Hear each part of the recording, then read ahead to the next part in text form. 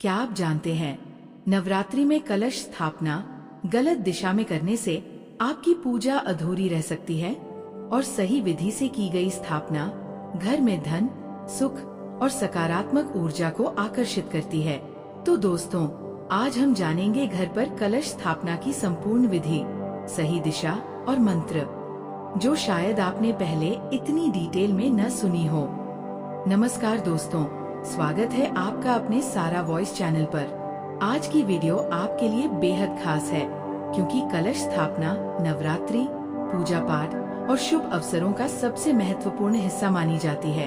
लेकिन सवाल ये है कि आखिर इसे स्टेप बाय स्टेप सही तरीके से कैसे किया जाए। आइए जानते हैं। स्टेप 1, शुभ मुहूर्त चुनें। सबसे पहले ध्यान रखें कि कलश स्थापना हमेशा शुभ मुहूर्त में ही करनी चाहिए। अगर आप नवरात्रि के लिए कर रहे हैं तो प्रतिपदा तिथि का समय सबसे श्रेष्ठ माना जाता है। अब सवाल ये उठता है, क्या बिना मुहूर्त देखे स्थापना करना सही है? इसका जवाब आपको वीडियो में आगे मिलेगा। स्टेप 2, स्थान और दिशा।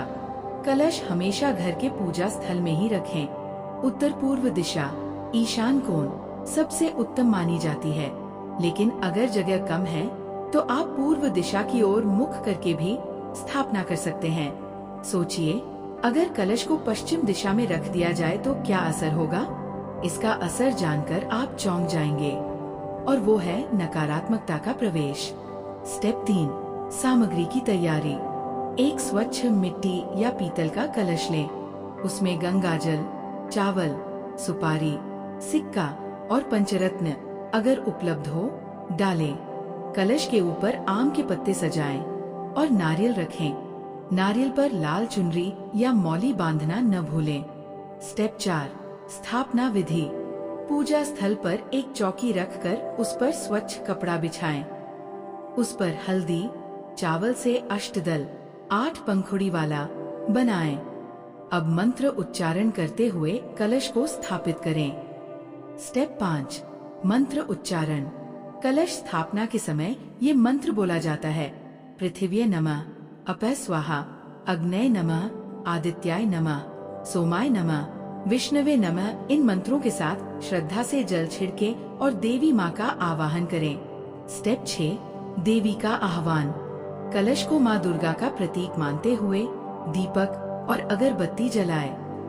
देवी की मूर्ति या चित्र के सामने कलश रखें और रोजाना प्रार्थना करें।